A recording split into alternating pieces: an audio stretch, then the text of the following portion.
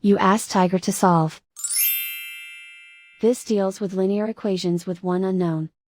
The final result is x equals 5/8. Let's solve it step by step. Group all m terms on the left side of the equation. Subtract x from both sides. Group like terms. Group the coefficients. Convert the integer into a fraction. Combine the fractions. Combine the numerators.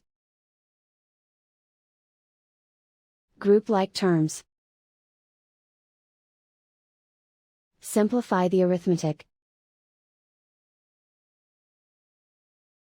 Group all constants on the right side of the equation.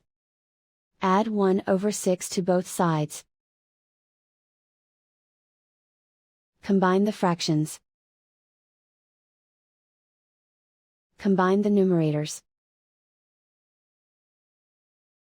Reduce the zero numerator. Simplify the arithmetic. Find the lowest common denominator. Multiply the denominators. Multiply the numerators. Combine the fractions. Combine the numerators.